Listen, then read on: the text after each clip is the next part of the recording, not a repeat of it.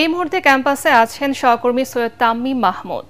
Vote গণনার সবশেষ খবর জানতে আমরা সরাসরি চলে যাচ্ছি তার কাছে।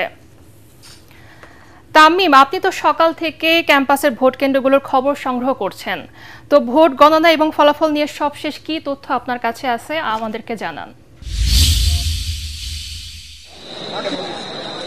পুনম, যেটা সকাল থেকেই তো চট্টগ্রাম বিশ্ববিদ্যালয়ে যে চাকসুর যে ভোট নেওয়া হচ্ছে তা আমরা দেখছিলাম এবং সবাই উৎসাহ নিয়েই কিন্তু তাদের ভোট দিচ্ছিল।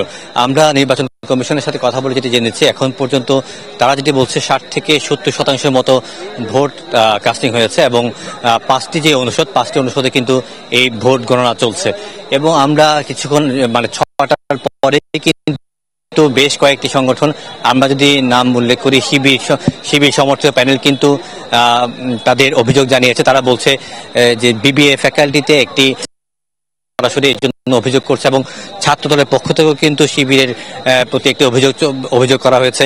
এছাড়াও অন্যান্য যে সংগঠনগুলো আছে তারাও কিন্তু বলছে যে অমোচনীয় কালে সহ যে ভোটের দিন যে ধরনের কাজগুলো করা যাবে না নিয়মে ছিল, সেই নিয়মগুলো তারা মানা হয়নি। নির্বাচন কমিশনকে তার প্রশ্নবিদ্ধ করছে এবং এই যে নির্বাচনের সময় আচরণবিধি ভঙ্গ করার যে অভিযোগগুলো উঠেছে সেই অভিযোগগুলো সুষ্ঠু তদন্ত তারা দাবি করেছে।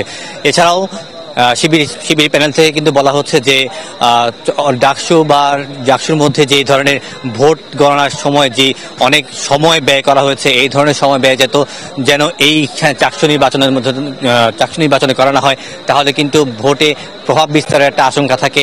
এছাড়াও আমরা কিছুক্ষণ আগে যেটি জেনেছি, একটি কলা অনুষদে যে লাইভ দেখানো হচ্ছিল যে এলইডি স্ক্রিনে, সেখানে কিন্তু তার খুলে যাওয়াকে কেন্দ্র করে দুপক্ষের মধ্যে কিন্তু এক ধরনের উত্তেজনাকর পরিস্থিতি সৃষ্টি হয়েছে।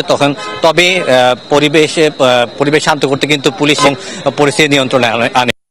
এছাড়াও কিন্তু চট্টগ্রাম বিশ্ববিদ্যালয়ে আজকে সারাদিন যে উৎসবমুখর পরিবেশে ভোট গ্রহণ হয়েছে, সেখানে কিন্তু কোনো ধরনের অপ্রীতিকর ঘটনা ঘটেনি।